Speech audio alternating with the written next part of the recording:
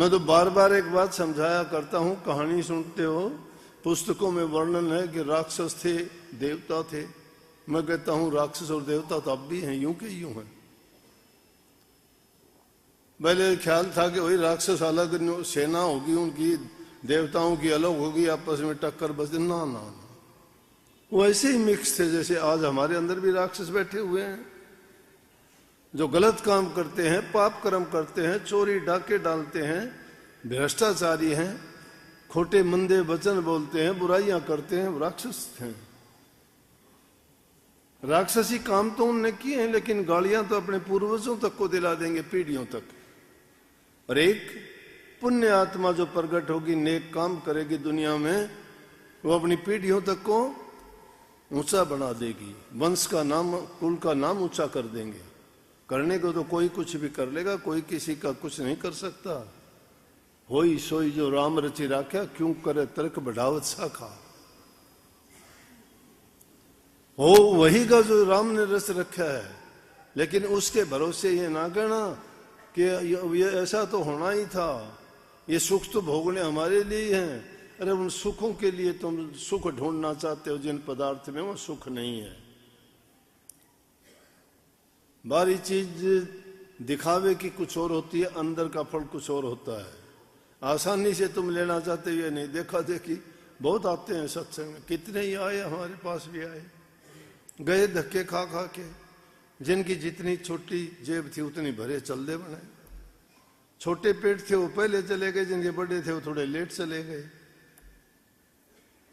क्योंकि इंसान का जब पेट भर जाता है फिर उसको जरूरत नहीं रहती किसी चीज की। वो सोचते हैं शायद मैंने बहुत कुछ कर लिया। अरे करने का नहीं, तुमने बहुत बड़ा पाप कमा लिया। तुमने दुष्टों में अपना लिस्ट में नाम लिखवा लिया, क्या लेके जाओगे? दुनिया में ऐसा काम करके जाओ। ये चीज क्या है कि गांधी जी ने क्या कोई कोठियां बनाई थी, महल मकान बनाए थे, बैंकों में बैलेंस बनाया था उन्होंने, नंगे शरीर रह के दुनियादारों को दिखाया था। महात्मा, महान आत्मा ऐसे नहीं बनती। किसके लिए चोरी और ये हेरा फेरियां करते हो? किसके लिए करोगे?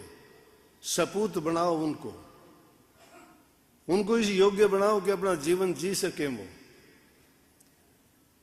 तुम शायद जिनके लिए करना चाहते हो शायद वो उन सुखों को भोग भी नहीं पाएंगे। ये नहीं सोचते कि रिमोट उन किसी और के हाथ में है, पता नहीं वो कब दबाएगा, किस हालत में दबा देगा। उस और ख्याल ध्यान नहीं है हमारा। हम तो खुद ही सब कुछ सोचते हैं कि मैं ही कर रहा हूं। परमात्मा से भी बड़े हैं, गुरु से भी बड़े हैं, ज्ञानियों से ज्यादा ज्ञानी हैं, समझदारों से बड़े बुद्धिमान हैं। हमारे समान कोई समझदार है ही नहीं। समझदार तो कौवा भी होता है, लेकिन क्या ढूंढता है? बुगला भी। जहां मोती मिलते हैं वहां जाके वो क्या मिंडक और मछलियां ढिटोलता है। गुरु के पास जाके भी जो चीज लेनी चाहिए थी वो नहीं ली। जो समुद्र में रह के भी प्यासा आ जाता है, फिर उसका क्या जीवन है? गुरु से मिलता क्या है? भक्ति रूपी धन। उस धन का मुकाबला नहीं है। 2 पैसे के लिए ना सोच लेना धन है वो धन नहीं। वो धन तुम्हें बर्बाद भी कर देगा। कबीर माया रूखड़ी 2 फल की दातार, खावत खर्च मुक्ति दे और संचित नरक के द्वार। ये 2 फल की दातार है।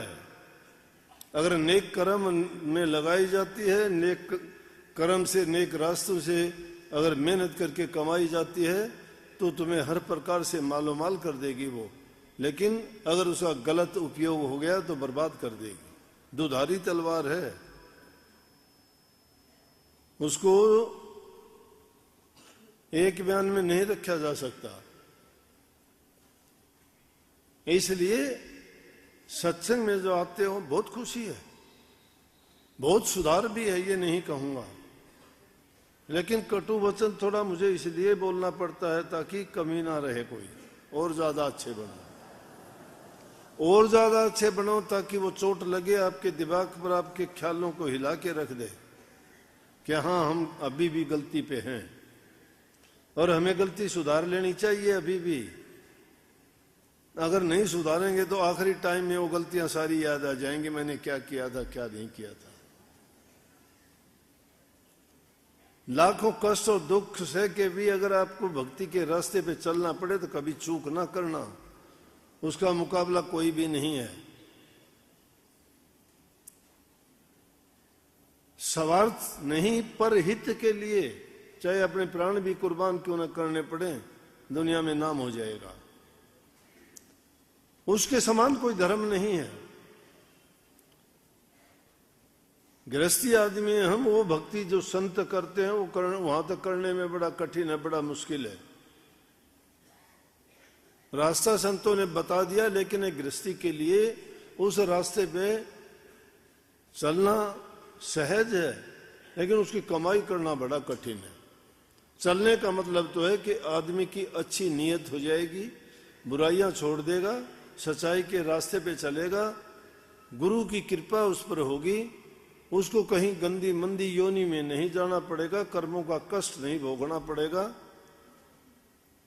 लेकिन अगर उसकी चाह है मुक्ति की तो नाम की कमाई भी कर लेगा। नियत सोच जिसकी सच्ची हो जाती है वो सारे काम इसी जीवन में कर जाता है।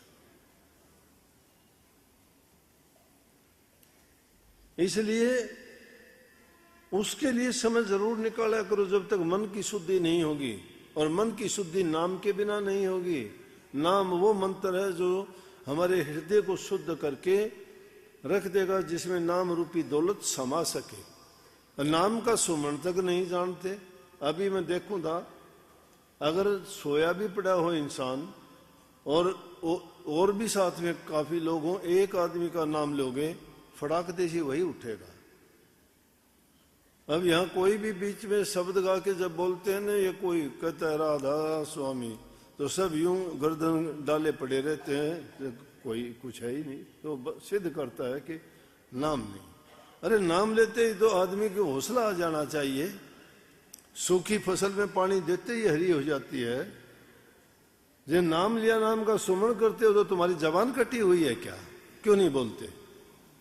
अगर एक आदमी भी बोले तो सबकी आवाज आनी चाहिए राधा स्वामी। लेकिन नहीं बोलते आप लोग, और लोगों की नकल कर लिया करो। दूसरे लोग भी बोलते हैं कितनी जोर से। मैं एक बार सिलीगुड़ी में गया हुआ था, वहां जुलूस निकल रहा था, तो पूरी सड़क में मैं भी शामिल हो गया उसमें। तो जय सिया राम, जय सिया राम, जय, पूरा शहर गूंज रहा था, सब बोलते थे। लेकिन आप तो नाम के रसिया हो, नाम भक्ति करने वाले हो, कहते हो हम सुमरण करते हैं, ध्यान करते हैं, अभ्यास करते हैं, आपकी जबान से कभी निकलता नहीं है।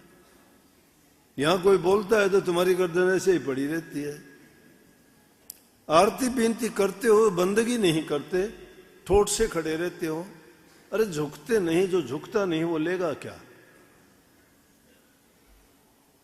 जो झुकता नहीं है उसको कुछ नहीं मिलता। ठोठ होता है वो खड़ा रहता है, फलदार पेट झुक जाता है, और जो झुकता है वो सब कुछ लेके ही उठता है। जैसे एक गुड़ का व्यापारी था,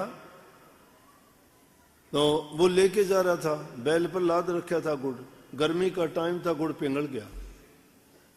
गुड़ पिघल गया तो चलते चलते वो गुड़ जमीन पे गिर रहा था। जब वो एक आदमी ने रास्ते में देखा, बोला भाई तेरा यो गिर गया रे, यो क्या निकल गया देख।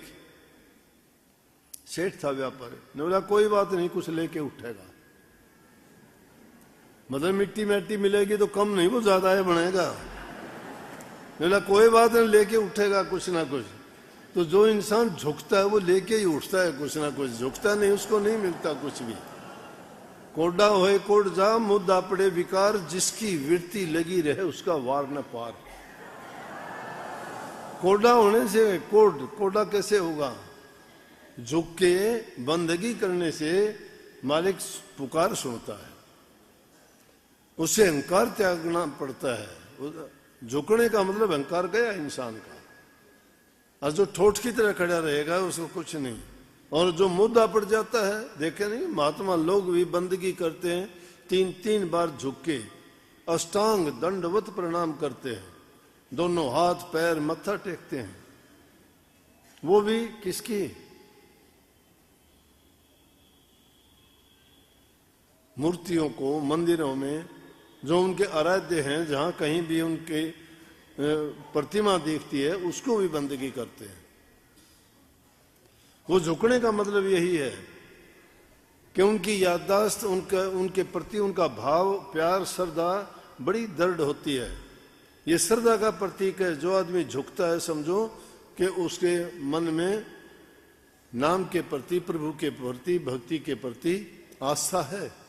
और जो झुकता नहीं तो नास्तिक है, चाहे वो किसी से नाम लिया हो, किसी सत्संग में जाता हो, किसी गुरु का चेला हो, कितने बड़े धर्म का वो अनुयायी हो, मैं नहीं मानता। क्योंकि इंसान के विचार और ख्यालात प्रकट हो जाते हैं। गुरु के जो सामने नहीं होता, गुरु के सामने जो नहीं, गुरु के सन्मुख जो नहीं रहता है, उसमें कमी है। गुरु के सन्मुख जाओ, गुरु की दृष्टि पड़ेगी, गुरु का आशीर्वाद मिलेगा।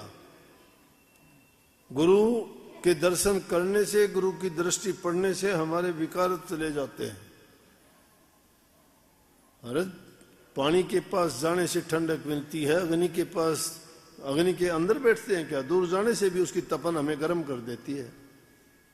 संतों के सत्संग में जाने से हमारे विचार पवित्र होते हैं। विचार पवित्रों से ही हमारा जीवन बढ़ता है, और विचार पवित्र होंगे तो हम भक्ति करने के लायक बनेंगे।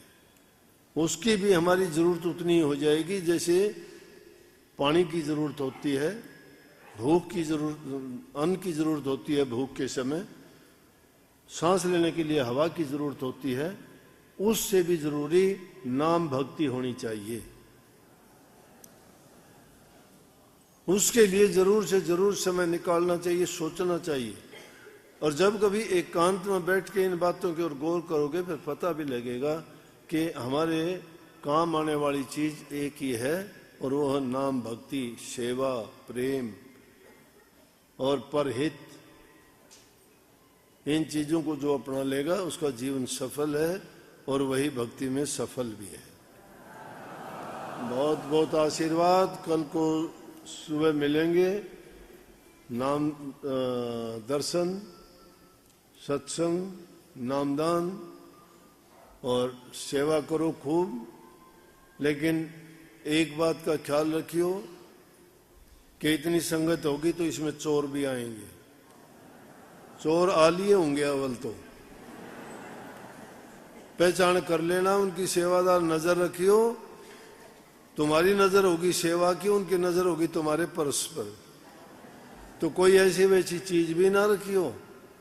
ऐसा काम तो रखियो, थोड़ा भाड़ा भट्टा अगर कोई बेचारा मेहनत करके ठावे तो 10-5 रुपए तो मिलने चाहिए, कहते खाली धर दो।